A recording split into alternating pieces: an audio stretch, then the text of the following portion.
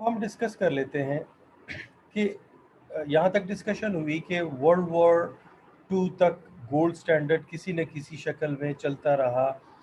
लोग उसको यूटिलाइज करते रहे, लेकिन 1939 में जब वो डेड हो गया, गोल्ड स्टैंडर्ड ख़त्म हो गया और वर्ल्ड वॉर टू जो है वो एंड हो गया। तो 1944 में 44 कंट्रीज़ के रिप्रेजेंटेटिव्स ने मिलके एक मीटिंग हुई, एक कॉन्फ्रेंस में ये डिसाइड हुआ कि हम एक ऐसा सिस्टम बनाएंगे जिसके ज़रिए से पूरी दुनिया के मॉनेटरी सिस्टम को कंट्रोल किया जा सके।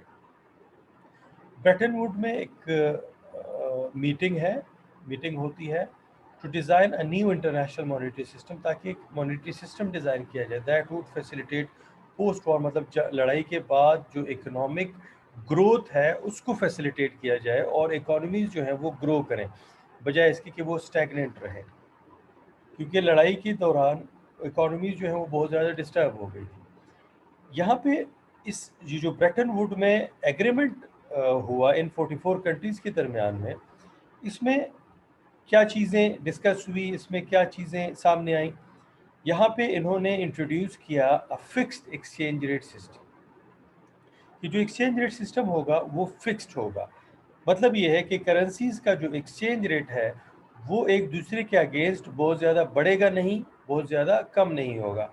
ऑल करेंसीज वर फिक्स्ड, मतलब अगर आपका $1 जो है, $1 इज इक्वल टू 1944 जब ये सिस्टम इंट्रोड्यूस हुआ, फर्ज कर लें वो इक्वल है 0.72, सॉरी यहाँ पे पाउंड है, 0.72 पाउंड के इक्वल है। तो ये एक महीने बाद भी यही रहेगा और ये एक साल बाद भी यही रहेगा। हाँ, अगर बहुत ज़्यादा अपवर्ड प्रेशर है डॉलर के ऊपर तो ये प्लस माइनस, उस एग्रीमेंट में ये डिसाइड हुआ कि ±1% जो है ये रेट, ये एक्सचेंज रेट मूव कर सकता है, लेकिन इससे ज़्यादा नहीं।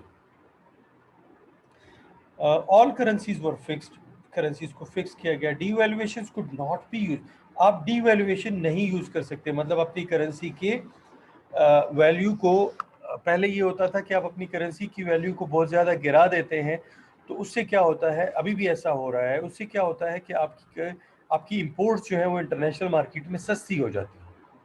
इसको कहा जाता है devaluation for competitive purposes. Competitive purposes means कि आप अपनी एक्सपोर्ट्स को बढ़ाते हैं। आप जब डीवैल्यूएशन करते हैं तो आपकी चीज़ें इंटरनेशनल मार्केट में सस्ती हो जाती है, जब सस्ती होती है तो आप अपनी एक्सपोर्ट्स बढ़ा देते हैं, कंपेटिटिव एडवांटेज ले लेते हैं और बाद में फिर आप एडजस्टमेंट कर लेते हैं।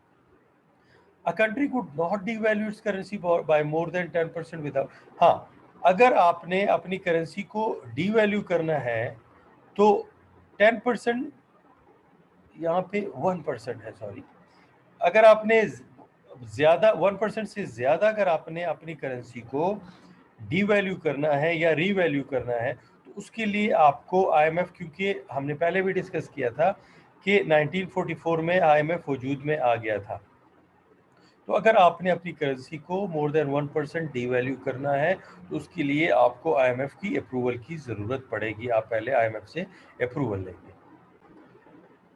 फिर इसके बाद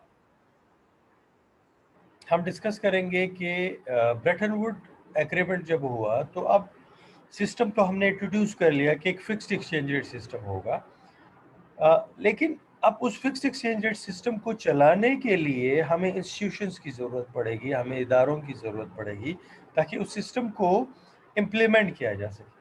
the Bretton Woods agreement also establish two multinational institutions, the international monetary Fund IMF to maintain order. इसका काम क्या है, to maintain order in the international monetary system through a combination of discipline and flexibility.